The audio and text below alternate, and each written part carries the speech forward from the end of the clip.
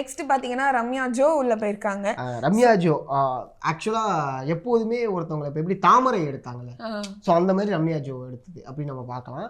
ரம்யா ஜோவுமே ஒரு toughest contestant தான், address பண்ணக்கூடிய ஒரு கண்டஸ்டன்ட் தான். ஏன்னா அவங்களுடைய ஆடலும் பாடும் நிகழ்ச்சியில் நிறைய விஷயங்கள் நடக்கும். சாதாரணமாக நம்ம அந்த நிகழ்ச்சி எடுத்துக்கலாம். அவங்களுமே அந்த ஏவியில் சொல்லியிருந்தாங்க, இது வந்து ஆடலும் பாடணும்னு சொல்லிட்டு சாதாரணமாக சொல்லிடுறீங்க, அது ரொம்ப கஷ்டமான ஒரு விஷயம். ஏன்னா அங்கே ட்ரெஸ் சேஞ்ச் பண்ணுறதுக்கு இடம் இருக்காது. நிறைய ஐ மீன் எப்படி சொல்கிறது, பெண்களுக்கு ஏற்படக்கூடிய அனைத்து கஷ்டங்களையுமே ஃபேஸ் பண்ணக்கூடிய ஒரு பர்சன். அதை போல்டாக பேசினாங்கல்ல மீடியா முன்னாடி. ஆமாம், நிகழ்ச்சி நடக்கும் போதே கீழே இருக்கவனை கமெண்ட் பண்ணுவாங்க, நீ என்ன பேசிகிட்டு இருக்க, நீ என்ன சொல்லிட்டு இருக்க, ஏஞ்சி மேலே வா, மேலே வந்து பேசு. அந்த அளவுக்கு ஒரு பர்சன் தான் அவங்க. ஸோ அந்த வகையில் ஒரு போல்ட் பர்சன் அப்படின்னு நம்ம பார்வதிக்கு சொல்லிட்டாங்கல்ல, இவங்க போல்ட் பர்சன். ஓகே, ஸோ அந்த ஒரு விஷயம் இருக்குது. அடுத்து ஸோ அடுத்ததாக பார்த்தீங்கன்னா கானா வினோத். நிறைய பேருக்கு தெரிஞ்சிருக்காதுன்னு நினைக்கிறேன். ஒரு குச்சி ஒரு குல்ஃபி பார்ட்னர் வினோத் அண்ணா வந்து பழைய கானாலேருந்து, ஐ மீன் பழைய கானானா முன்னாலேருந்து கானா பண்ணிட்டு இருப்பாரு. அவரோட கானா வந்து எப்படி நீங்கள் இப்போ குச்சி ஒரு குல்ஃபி சொன்னீங்களே, ஸோ அந்த மாதிரி நிறைய சாங்ஸ் பாடியிருக்காரு. என்டர்டெயின்மெண்ட்டுக்கு மறுபடியும் எப்படி போன தடவை வந்து இவர் இருந்தார்ல ஜெஃப்ரியா, ஸோ அந்த மாதிரி இந்த தடவை வினோத் அண்ணா வந்து ஜாலியாக பாட்டு பாடி அந்த இடத்த வைப் பண்ண வைக்குவார் அப்படிங்கிற ஒரு நம்பிக்கை இருக்குது. அண்ணே அதை கொஞ்சம் பண்ணிங்கன்னா கொஞ்சம் என்டர்டைன்மெண்ட்டாக இருக்கும்ண்ணே. நீங்களும் இந்த பக்கம் திரும்பி சண்டை போட ஆரம்பிச்சிடாதீங்கண்ணே, அதுதானே எங்களுடைய. இல்லை அவர் பார்த்தா அவர் போடுவார் அப்படின்ற மாதிரி தான் தெரியுது. கண்டிப்பாக சண்டை எல்லாருமே போடுவாங்க, சண்டை மட்டுமே போட்டுட்டு இருக்கக்கூடாதுங்கிற நான். இவருடைய தனித்திறமை என்ன, கானா, அதை வெளிக்கெடுத்துறதுக்கு நிறைய விஷயங்களை பண்ணால் நல்லாயிருக்கும். ஓகே, அடுத்து எனக்கு நிஜமா யாருன்னே தெரியல ஆக்சுவலா. பிகாஸ் வியானா அது மாதிரி நேம் நான் கேள்விப்பட்டதில்லை. சோஷியல் மீடியாவில் அவங்க ஆக்சுவலாக கிரிஞ்ச் பண்ணவங்க கிடையாது அப்படின்னு தான் நான் நம்புகிறேன். தெரியல. ஓகே, வியானா சைலண்டாக தான் இருக்காங்க. சேனல் ஐ மீன் அந்த ஷோக்குள்ளேயும் போய் சைலண்டாக இருந்தாங்கன்னா மேபி ஃபர்ஸ்ட் எவிக்ஷனில் திவாகருக்கு போல வியானா வரதுக்கு வாய்ப்பு அதிகம். ஓகே, ஓகேங்களா. விஜய் டிவியின் அடுத்த சொத்து பிரவீன் தேவசகாயம். பிரவீன் தேவசகாயம், பிரவீன் வந்து நீங்கள் பார்த்துருப்பீங்க, அவர் பார்க்கும்போது பிரவீன் ராஜ்னு அட்ரஸ் பண்ணுவாங்கன்னு நினைக்கிறேன் அவரை. பிரவீன் ராஜ். ஆமாம், ஓகேவா. அவரை பார்க்கும்போது உங்களுக்கு ஒன்று தெரியல, ஆளு கொஞ்சம் மாதிரி ரகடாக இருக்காருப்பா அப்படின்னு. ரெண்டுமே உள்ள ஒரு பர்சன் தான். அது நீங்கள் வரும்போது எல்லாத்தையுமே பார்ப்பீங்க, நீங்கள் எக்ஸ்பெக்ட் பண்ணலாம். திவாகருக்கு இருக்கும் நிறைய பிரச்சனைகள், முன்கோவம் அவருக்கு ஜாஸ்தி அப்படின்னு தெரியுது. முன்கோவம் எதுக்கு வரணுங்கிறதுல இருந்தால் கரெக்டாக இருக்கும். சும்மா எல்லாத்துக்கும் முன்கோவம் வந்தால் கோவத்துக்கு மதிப்பு இல்லாமல் போயிடும். அந்த ஒரு விஷயம் இருக்குது. அடுத்து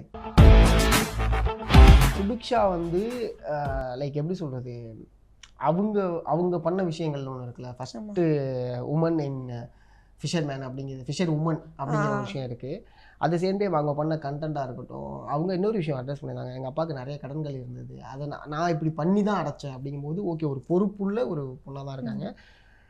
ஃபைன், இவங்களும் ஒரு ஸ்போர்ட்டிவான பர்சன் தான், பார்க்கும்போது தெரியுது. ஸோ அந்த ஸ்போர்ட்டிவ்னஸ் இருக்கா அப்படிங்கிறது நம்ம தொடர்ச்சியாக பார்த்தா தான் தெரியும். ஸோ மேடை பேச்சாளர்லாம் வருவாங்க தமிழ் அப்படின்னு, ஆனால் அந்த மாதிரி கனியக்கா இருக்காங்களா, கனியக்கா பேசிப்பாங்க. ஆமாம், அதை கனியக்கா ஃபுல்ஃபில் பேலன்ஸ் பண்ணுவாங்க. ஆமாம், அந்த ஒரு இது. பார்வதி இருக்காங்க, கெமி இருக்காங்க, உங்களுக்கு பேச்சாளர் இருக்கா பஞ்சம். விக்ரம் இருக்காப்புல, ஐயோ அதெல்லாம் பேசிப்பாங்க. விக்கல்ஸ் பேசிப்பாப்புல, அது மேடை பேச்சுக்களுக்கு பிரச்சனையே கிடையாது. பிரவீன் காந்தியை விட்டாலே 1 மணி நேரம் பேசுவாருங்க. சரி, ஓகே. அடுத்த கண்டஸ்டன்ட் அடுத்ததாக பார்த்தீங்கன்னா அப்சரா போயிருக்காங்க. So trans category. ஆமாம் ஆமாம் ஆமாம். ஆக்சுவலாக இவங்க கம்யூனிட்டிலேருந்து இன்னொருத்தவங்களும் வர வேண்டியது, அவங்க பேச்செல்லாம் அடிபட்டது. Malini Jeevarathnam. So maybe wild கார்டாக எக்ஸ்பெக்ட் பண்ணலாம் அப்படின்னு. மேபி வைல்ட் கார்டில் நம்ம நிறைய பேர் எக்ஸ்பெக்ட் பண்ணலாம். அதுக்கு முதல்ல இங்கே இருக்கிறவங்க ஒழுங்காக இருந்தால் அந்த வைல்ட் கார்டே நம்மளுக்கு தேவையில்லை, அது ஒன்று இருக்குது. ஆமாம், இந்த வாட்டி நிறைய வந்துட்டே இருக்காங்களே, அதனால கண்டென்ட் கொடுக்கணுமே, வரது பிரச்சனை கிடையாது, கண்டென்ட் கொடுக்கணும். நம்ம அதான் ஃபஸ்ட்டே சொல்ல மாதிரி ஒருத்தவரை ஒரு விஷயத்துக்காக பார்ப்பாங்க. வரவங்க என்ன பண்ணுறாங்க, வெளில பார்க்க வேறு மாதிரி இருக்கும். உள்ள 4 பேர் சேர்ந்துட்டாங்கன்னா என்ன பண்ண முடியுங்கிற ஒரு கேள்வி இருக்குல்ல, அது பார்ப்போம். அடுத்து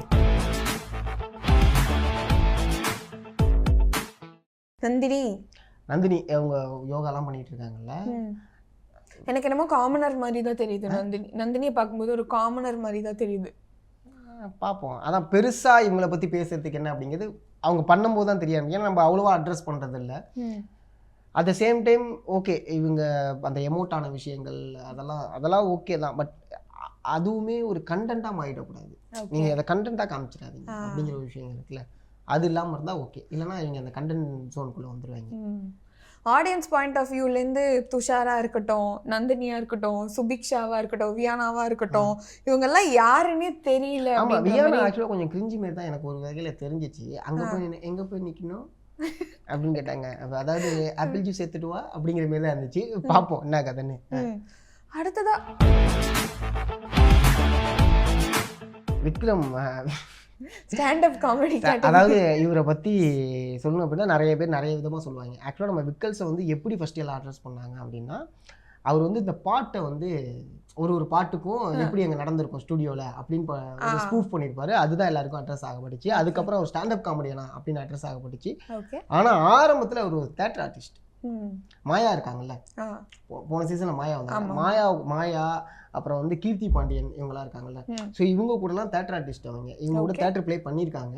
ஸோ இவர் வந்து ஸ்டாண்டப் காமெடியானா மட்டுமே ஒரு இடத்துல அடக்கி வைக்காம இவங்க வந்து ஒரு ஆக்டராகவுமே நம்ம சொல்லணும். ஏன்னா அதுக்கான மேடை நாடகங்கள் பண்ணும்போது அதை ட்ரெயின் பண்ணியிருப்பாங்களே. ஸோ அந்த வகையில் இருக்கக்கூடிய ஒரு பர்சன் தான்.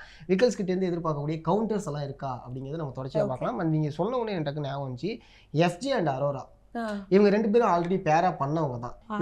இஷ்டூவில் வந்து 2 பேருமே பேரா பண்ணியிருக்காங்க. அப்படிங்கும்போது அவங்களுடைய ஃப்ரெண்ட்ஷிப் இங்கே எப்படி ஃப்ரெண்ட்ஷிப்பாக இருக்கா, காதலாக இருக்கா, நீங்கள் சொல்லக்கூடிய அந்த லவ் கண்டென்ட் வருதா அப்படிங்கிறத பார்க்கலாம் நம்ம. சரிங்களா, விக்கல்ஸ் முடிச்சுட்டு பட் அரோராக்கு பாய் ஃப்ரெண்ட் இருக்கு. எப்படிங்க லவ் கண்டென்ட்க்கு எடுப்பாங்கன்றது 1008 கண்டென்ட்டை வச்சுக்கிட்டு உள்ள லவ் கண்டென்ட் ஒன்று புதுசாக கிரியேட் ஆகலையா போன சீசன் முந்தின சீசன்லாம். அதெல்லாம் வந்து கண்டென்ட்னா கண்டென்ட் தான் வேற. ஓகே, ஸோ நெக்ஸ்ட் வந்து இவரெல்லாம் அன்எக்ஸ்பெக்டட். ஆக்சுவலாக சொல்ல போனால் இது லிஸ்ட்டில் இருந்துச்சு, கலையரசன் வரப்போறாரு அப்படிங்கிற லிஸ்ட்டில் இருந்துச்சு. பட் முடிஞ்சிருச்சு, இதுக்கப்புறம் வாய்ப்பு. பட் ஆனால் கடைசியாக அவர் இறக்கும்ப்பா அப்படின்னு இறக்கியிருக்காங்க. ஏன்னா ஐஏஎஸ் படிக்க போகிறேன்னாங்க. என்னங்க பிக் பாஸ் வீட்டில் பண்ணுறாரு. கலை அந்த பேருக்கு ஏற்ற மாதிரியே பல கலைகளை கட்டுறவர் தான் கலை. அவர் சிலம்பாட்டமாக இருக்கட்டும், கரகாட்டமாக இருக்கட்டும், நிறைய கலை சார்ந்த விஷயங்களை நிறைய இது பண்ணியிருக்காரு. நிறைய பேருக்கு ஃப்ரீயாகவும் டீச் பண்ணி கொடுத்துருக்காரு. இதை ஏவிலிவே நீங்கள் பார்த்துருப்பீங்க. இடையில வந்து சில சர்ச்சைகள் தான் இவருக்கு வந்து ரொம்ப ஒரு மாதிரி அட்ரஸ் ஆகப்படிச்சு. கல்யாணம் ஆகி ஆரம்ப காலகட்டங்களில் 2 பேரும் சேர்ந்து நிறைய டான்ஸ் பண்ணி போட்டாங்க. அது எல்லாருமே வரவேற்கத்தக்கச்சு. அவங்க அகோரியா மாறினதுக்கப்புறம் சர்ச்சை வந்ததுக்கப்புறம் 2 பேரும் மாற்றி அது பர்சனலாக விட்டுடலாம். பட் பர்சனாக டேலண்டட் பர்சன் தான். இவர் என்டர்டெயின்மெண்ட் பண்ணுறதுக்கான கேரண்டி இருக்குது. ஆனால் என்ன பண்ண போறாரு, இல்லை சைலண்டாகவே வளர்ந்துட போறாரா, அகோரியாவே இருக்க போறாங்க. அகோரி தான் விட்டுட்டேன்னு சொன்னாரு. உள்ள போயிட்டு திடீர்னு வந்துச்சுட்டாருன்னா ஒன்றும் பண்ண முடியலைங்க வர. பட் ஆரம்பிக்கும் போதே வந்து டாஸ்க் ஆரம்பிச்சிட்டாங்க. அந்த பேட்ச் கொடுத்து அனுப்புறாங்க பாருங்க, ரெட் அண்ட் ப்ளூ. ஆமா, இந்த மேட்ரு வந்து சம மேட்ரு. என்னன்னா டியூலெக்ஸ் வீட்டில் வந்து கம்மி ஆட்கள் இருந்தால் போதும் அப்படின்னு சொல்லிட்டு ப்ளூ அப்படியே அங்கே அனுப்பிட்டாங்க. ரெட்டு ஃபுல்லாக வெளில உட்கார வச்சிட்டாங்க. இது ஒரு நல்ல விஷயம் தான். இப்போ திரும்பி போன சீசன் இப்போ இந்த வீட்டுக்கு ஒரு பிரச்சனை வந்துச்சுல, ஸோ அதேமாரி இந்த பிரச்சனையை அதுக்குள்ளே வரதுக்கான வாய்ப்புகள் இருக்குது. அதே சமயம் நான் சொன்னேன்னா இல்லையா, பிரவீன் காந்தி டஃப் கொடுக்க பர்சன். இந்த இதை பார்த்த வரைக்கும் எப்படின்னா, திவாகருடைய நேர்காணல் நீங்கள் பார்த்துருப்பீங்க.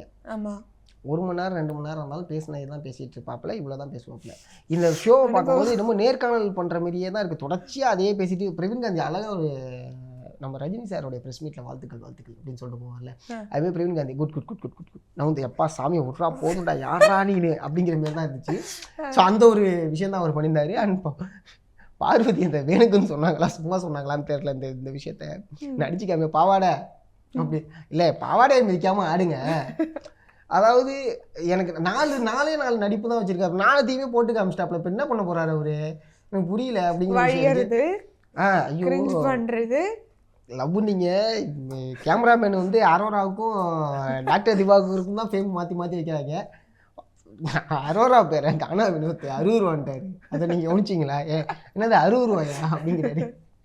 பட் ஓகே, ஆனால் ரொம்ப சைலண்டாக தான் இருக்காங்க அரோரா என்ன பண்ணுறாங்கிறது நம்ம பார்ப்போம். நிறைய மீம்ஸ்லாம் நான் பார்த்தேன். பட் அது இந்த இடத்துல சொல்ல முடியாது. சொல்லியிருப்பாங்க அதுக்கே சரி, அவங்களுக்கே போல சொல்லி கொடுத்து வந்திருக்கணும். அவங்களே ஒன்றும் பண்ணல. கண்டென்ட்டுக்காக பண்ண மாட்டாங்க தான் பண்ணாங்க. தெரியல, அதான் சொல்கிறேன். எல்லாம் ஒன்றும் சொல்கிறதுக்கு இல்லை. ஆனால் நான் சொன்ன மாதிரி பிரவீன் காந்தி டஃப் கொடுப்பாப்புல. அதுக்கான எக்ஸாம்பிள் நம்ம ஃபர்ஸ்டே பார்த்துட்டோம். ஸோ தொடர்ச்சியாக எனக்கு வரங்கள். அடுத்தது பாருங்க, இன்னொரு டாஸ்க் உள்ள போன உடனே யாருமே அதை எடுத்து படிக்கவே இல்லை. ஃபர்ஸ்ட் அப்ரிசியேஷன் அதை மாதிரி நம்ம சொல்லணும். பிக் பாஸ்லேருந்து ஃபர்ஸ்ட் அப்ரிசியேஷன், அந்த அப்சர்வேஷன் ஸ்கில்லோடயே யாரும் வரல. கனியக்கா வந்து கரெக்டாக கண்டென்ட் கொடுக்கக்கூடிய ஒரு பர்சன், தன்மையான ஒரு பர்சன். அவங்க அதை பண்ணணும்னு அவங்க பண்ணல, அங்கே இருந்துச்சு, ஓகே எடுத்து படிச்சுட்டாங்க. ஸோ அந்த அளவுக்கு மெச்சூர்டான, ரொம்பவே மெச்சூர்டான ஒரு பர்சன் தான். சும்மா ஏனோ தானோ பண்ணக்கூடிய ஒரு பர்சனே கிடையாது. ஸோ அது நீங்கள் போயிருந்தீங்கன்னா குழாயை ஓப்பனில் வச்சுருப்பீங்களா இல்லை க்ளோஸில் வச்சுருப்பீங்களா? அங்கே நம்மளுக்கு இப்போ ஃபார் எக்ஸாம்பிள் ஒன்றும் இல்லை, அங்கே போயிருந்தது அப்படின்னா அதை படிச்சிருந்தோம் அப்படின்னா ஐயோ இது ஓப்பன் பண்ணக்கூடாதா அப்படிங்கிறவே நம்மளுக்கு தோணிருக்கும். படிக்காமல் இருந்தோம்னா நம்மளும் தொடர்ந்து தண்ணி தான் குடிப்போம். என்னடா தொடர்ந்து பார்க்க தான் செய்வோம், கீழே பக்கெட் இருக்குது தரல திறந்து ஊற்றல. ஸோ அந்த ஒரு விஷயங்கள் இருக்குல்ல. ஆக்சுவலாக எனக்கு என்ன புரிஞ்சுதுன்னா கண்டிப்பாக இது வாட்டர் வேஸ்டேஜ் ரிலேட்டடான ஒரு விஷயமா இருக்கும். ஐ மீன் அவங்க படிச்சப்போ அந்த குழாய் இது வச்சிருந்தாங்கல்ல, ஸோ அப்போ ஏதோ இதுக்கு விளைவுகள் இருக்குன்னு மட்டும்தான் சொல்லியிருக்காங்க, என்ன விளைவுகள்னு சொல்ல. ஸோ இது வந்து தண்ணி கட்டுப்பாடு ரிலேட்டடான்றது எனக்கு ஒரு புரிதலா இருந்தது. அதனால நானா இருந்தா நான் ஆஃப் தான் பண்ணிருப்பேன். பாத்தீங்களா, அதுக்கப்புறம் தண்ணி இல்லாம இருக்கும்போது தான் ஜாலியாவே இருக்கும். என்னங்கிறது தெரியணும்ல. என்னெல்லாம் கேட்டால் தண்ணி இல்லை, ஓகே நம்ம எல்லாரும் பிறந்தவொடனே மினரல் வாட்டர் இல்லையா வந்து குடித்தோம், இல்லை அங்கே இருக்கக்கூடிய தண்ணியை எடுத்து சுடு பண்ணி குடிச்சிட்டு போயிட வேண்டியதான், வேலை முடிஞ்சு போச்சு. இது உட்காந்து மினரல் வாட்டருக்காக வெயிட் பண்ணிட்டு இருக்கீங்க. ஸோ பிபி பாருங்க அட்ரஸ் பண்ணிட்டாரு, இந்த மாதிரி தண்ணி கிடைக்காது நாளைக்கு தான் கிடைக்கும்னு.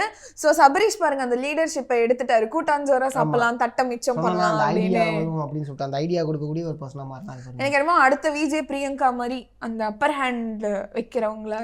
இல்லை அப்படிலாம் கிடையாது, இவர் வேறு மாதிரி ஒரு நல்ல பர்சனாக தான் இருப்பாப்புல. விஜய் பிரியங்கா ஓகே அது அவங்களுடைய இது இவங்களுடைய இது. அதை நம்ம அதான் சொல்ல முதல் நாளே நம்ம வந்து பெருசாக இவங்க வந்து கேரக்டர் அசோசியேஷன் பண்ண முடியாது. இவங்க என்ன பண்ணுறாங்க இல்லை நான் அசாசினேட் பண்ணல. என்னன்னா எப்பயுமே உள்ளே வரும்போது இந்த விஜய் டிவி செலிபிரிட்டிஸ் அந்த ப்ராடக்ட்ஸ் தான் எப்பயுமே ஒரு அப்பர் ஹேண்ட் வச்சு குரல் ஓங்கி இருக்கும் அப்படின்ற மாதிரி. லாஸ்ட் சீசனில் ஜாக்லினுக்கு இருந்தது. அப்படி கிடையாது, முத்துக்குமரன் வந்து விஜய் டிவி பர்சன் கிடையாது, அவங்க ஷோ பண்ணா அவ்வளவுதான் வெளில வந்து. முத்துக்குமரன் நான் சொல்லல, லாஸ்ட் சீசன்ல ஆக்சுவலா போன சீசன்ல இந்த அப்பர் ஹேண்டுங்கற நேம் டேக் வாங்குனது. ஓகேவா, என்ன பண்றோம், அதை எப்படி பண்றோம், எப்படி வெளிக்காட்டுறோம், அதுதான் ரொம்ப முக்கியம். அந்த விஷயங்கள் பண்ணிட்டாலே ஓகே தான். ஓகே, அதான். சோ இதான் வந்து இன்னைக்கான இது. ஸோ இதுக்கப்புறம் நாளைக்கு என்னங்கிறத இந்த நாளைக்கு தெரிஞ்சிடும் என்னென்ன விஷயங்கள் கண்டென்ட் கொடுக்குறாங்க. முதல் நாளே கண்டென்ட் கொடுக்குறாங்களா இல்லை முதல் நாள் புஷ்ன்னு இருக்கா அப்படிங்கிறத நாளைக்கு பார்த்தா நம்மளுக்கு தெரிஞ்சிடும். அவ்வளோதான். அதே மாதிரி வந்து ப்ரோமோவும் வந்துருச்சு, அதை பற்றியும் பேசிடலாம். ஃபர்ஸ்ட் ப்ரோமோ என்ன அப்படின்னு சொல்லிட்டு. ஆமாம், ஃபர்ஸ்டே சொன்னேன், இந்த ஒரு நாள் குத்துல நிறைய பேர் இருக்காங்க. அதை சொன்னமே திவாகருக்கு பேட்ச் குத்திட்டாங்க. அவங்க போயிருந்தா வியானாக்கு பேட்சை குத்திட்டாங்க. ஏன் துஷார் அப்சராக்கு கொடுத்தாங்கன்னு எனக்கு தெரியல. மேபி அவங்க சைலண்டா இருந்தாங்கல்ல. ஏங்க நிறைய பேர் இன்ட்ரோவர்ட்டா இருப்பாங்க, ஒரு கும்பல்ல விட்டோன்னே அவங்களுக்கு கிரவுட் இதுவா எல்லாருக்கும் அது ஓப்பன் ஆகாதுங்க. முதல் நாள் டாஸ்க் கொடுத்தாலே அவங்க பார்த்த வரைக்கும் என்ன தோணுதோ அதான பண்ணுவாங்க. அவங்க எல்லாம் பழகிட்டா வந்திருக்காங்க. கரெக்ட். சில பேர் எக்ஸ்ட்ரோவர்ட்டடா இருப்பாங்க, ஆனா பிக் பாஸ்ல மிங்கிள் ஆக மாட்டேங்கிறாங்க. எடுத்தோடனே ஆயிட முடியுமா? அத ஒரு ரீசனா சொன்னீங்கல. இப்போ நீங்க சொன்னதுலயே நான் வரேன். மிங்கிள் ஆக மாட்டாங்க அப்படின்னா ஃபர்ஸ்ட் இந்த டாஸ்க்கை முதல் நாளே தரக்கூடாது. லாஜிக்கலா அது ஒன்று இருக்கு. மிங்கிள் ஆகிறதுக்கு ஒரு 3 நாள் வேணும். 3 நாள் ஆனதுக்கு அப்புறம் அந்த டாஸ்க்கை கொடுத்தீங்கன்னா அப்ப அவங்க சொல்லுவாங்க. 3 நாள் கண்டென்ட்க்கு அவங்க என்ன பண்ணுவாங்க? இருங்க, அததான் ஃபர்ஸ்ட் சொல்றத முதல்ல புரிஞ்சிருங்க நீங்களுமே. என்னன்னா வந்த அன்னைக்கு அவங்க ஒரு டாஸ்க் தராங்க, ஓகேவா? அந்த ஒரு நாள் இப்போ நான் உங்களை வந்து தயாவை பார்க்குறேன், இந்த ஒரு நாள் என்னடா அந்த உள்ள அமைதியாக இருக்குது, இது வேஸ்ட்டு போல அப்படின்னு சொல்லிட்டு தான் நான் பேட்சை குத்துவேன். ஆமாம், 3 நாள் என்னடா அந்த பொண்ணு சரியா இருக்கு அப்படின்னா என்னடா அமைதியாக இருக்குன்னு பார்த்தா செம்மையாக டஃப் கொடுக்குது இந்த புள்ள, பேட்ச் வேற ஒருத்தவங்களுக்கு போயிருக்கும். முதல் நாளே கொடுக்கும்போது அவங்க முதல் நாளில் என்ன பார்க்குறாங்க, அவங்க இருக்கும்போது என்னென்ன விஷயங்கள் பார்த்தாங்க, அப்போ இவங்களுக்கு தான் நம்ம பேட்ச் கொடுக்க முடியும். முன்னாடியே தெரிஞ்சு முன்னாடியே பழகிருந்தா ஓகே ஃபைன், பேட்சை மாற்றிருக்கலாம். அப்படி கிடையாதுல்ல. ஸோ அந்த வகையில் இதெல்லாம் சொல்கிறேன், இந்த டாஸ்கில் கொடுக்கக்கூடியதெல்லாம் நம்ம பெருசாக வந்து பர்சனலாக கொடுத்துட்டாங்க இதாக கொடுத்துட்டாங்க அப்படின்னு நம்ம சொல்லவே முடியாது. ஸோ எனக்கு தெரிஞ்சு ஸ்லோவாக இறங்கி யார் அடிப்பாங்க அப்படின்ற மாதிரி உங்களுக்கு தோணுது? ஸ்லோவாக இறங்கி அடிக்கக்கூடிய பர்சன்னா கனி சொல்லுவீங்க? ஆமாம் கனியக்கா. அப்புறம் வந்து துஷார் அந்த பர்சனு. ஏன்னா அவங்க கொஞ்சம் அந்த பையன் கொஞ்சம் ஸ்போர்ட்டிவாக தான் இருக்காப்புல அவரு. அடுத்து விக்கல்ஸ் டம்மி ஆயிடுவாங்களோன்னு தோணுது. விக்கல்ஸ் வந்து நீங்கள் வேணா பாருங்கள், விக்கல்ஸ் இங்கிட்டுக்கும் அங்கிட்டுக்கும் நிறைய கேம் விளையாடுவாப்புல. இங்கே ஒன்று பேசிட்டு அங்கே ஒன்று பேசுவாப்புல, இங்கே ஒன்று ஏற்றி விட்டு அங்கே ஒன்று ஏற்றி விடுவாப்புல. இந்த மாதிரி அந்த விஷயம்லாம் பண்ணுவார் அவர். அதெல்லாம் நம்ம பார்க்கலாம் கண்டிப்பாக. ஓகே, ஸோ இதுதான் இந்த ஒரு நாள் நம்ம பெருசாக இதை வச்சு டிஸ்கஸ் பண்ண முடியாது. பட் கண்டஸ்டன்ஸ் வைஸில் நம்ம என்னென்னங்கிறத பார்த்தோம். அது பல பேருக்கு தெரிஞ்சிருக்கும், பல பேருக்கு அதுக்குள்ள விமர்சனங்கள் இருக்கும். ஒரு சில பேரோட விமர்சனங்கள் வந்து நம்மளுக்கு ஆப்போசிட்டாக கூட இருக்கலாம். அதை நம்ம எதுவும் செய்ய முடியாது. எக்ஸிக்யூட்டிவ் பெட்ரூமா அது எப்படி இருக்கு? அது தலைவருக்கான பெட்ரூம். எப்போதுமே தலைவருக்கு ஒரு தனி கேபின் கொடுத்தா நல்லா தானே இருக்கும், இன்னும் கொஞ்சம் கௌரவியாக இருக்கும். அந்த தலைவர் இப்போ இடத்துக்காக நிறைய பேர் போட்டி போடுறது இன்னும் ஆவலாக வருவாங்க. ஸோ அந்த வகையில் ஓகே தான். அந்த காம்படிஷன் தான் அதுக்காக தான் நினைக்கிறேன். அதாவது இந்த ஒரு நாள் கூத்துங்கிற ஒரு காம்படிஷன் வந்து அதுக்கு ஐ மீன் அந்த டாஸ்க் வந்து தலைவருக்கான டாஸ்க்காக கூட இருக்கலாம். அது நம்ம பார்த்தா தெரிஞ்சிடும். ஓகே, ஸோ பொறுத்திருந்து பார்ப்போம். நாளையிலேருந்து சண்டை சச்சரவுலாம் எப்படியும் ஆரம்பிச்சிடும் ஒரு நாள். நெக்ஸ்ட்டு அதான் நாளைக்கு வந்து என்னங்கிறத நம்ம பொறுத்து இந்த டேஸ்க்குள்ளே நம்ம பார்த்தா தான் தெரியும். பார்ப்போம். தொடர்ந்து இதே மாதிரி நீங்கள் பிக் பாஸ் ரிவ்யூஸ்லாம் பார்க்கணும் அப்படின்னா மறக்காம சேனலை சப்ஸ்கிரைப் பண்ணுங்கள். This is boss review. Vijay Daya signing off and Vijay Sathish. நன்றி, வணக்கம்.